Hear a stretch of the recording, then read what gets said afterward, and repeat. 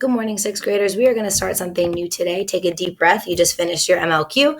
We are going to start working with the idea of making a claim and what that really means. A claim is an argument. Jot that down. Yeah, so whenever you take a certain stance on a situation or you want to make an argument or have an opinion, that's your claim. But a lot of times in nonfiction writing, go ahead and underline the word structure here. Because in nonfiction writing, authors structure a nonfiction text in a certain way to make that claim. So, for example, a person could make an argument by just giving a bunch of facts that are going to support their ideas and defend their argument, or they could be really purposeful about the structure that they choose to use when giving this information in a text. Copy down these examples of nonfiction text structures. You're going to be using this all week in your packet for your notes. It's really important you get it down. Okay, so for example, sometimes instead of just making an argument, there's different ways you can do it, such as presenting a problem and then giving the solution to it. You can give a cause and its effects.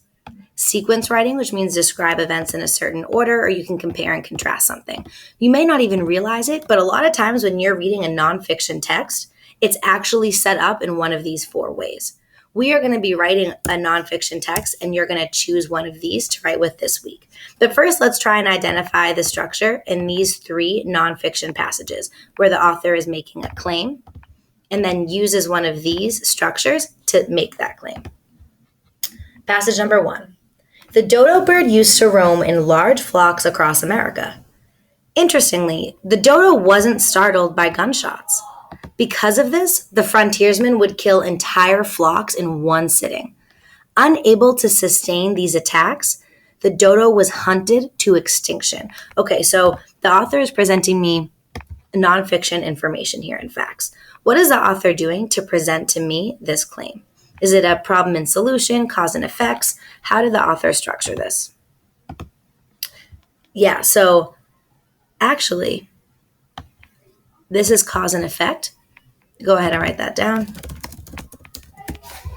Because I can take a look at this and see that the cause, annotate this, is the dodo was not startled by a gunshot. So remember, cause is something that happens that leads to something else. So because the dodo wasn't startled by a gunshot, go ahead and annotate that, right? Cause somewhere around there in front of it. Because of this, the frontiersmen would kill entire flocks in one sitting. Unable to sustain these attacks, the dodo was hunted to extinction. So then this right here, I'll highlight it in yellow, is our effect. Okay, when one thing leads to something else, that is cause and effect.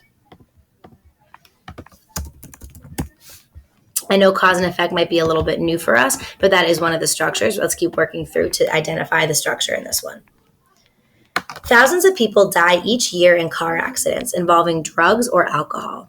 Lives could be saved if our town adopts a free public taxi service. By providing such a service, we could prevent intoxicated drivers from endangering themselves or others. Go ahead and try and think, okay, which one of these 4 things is the author doing? Write it down and underline evidence. Make sure that you actually annotate too. So how we wrote cause and effect next to things up here, I want you to do the same thing with this. Passage number 3. When I got home from school after a long, boring day, I took out the peanut butter, jelly, and bread.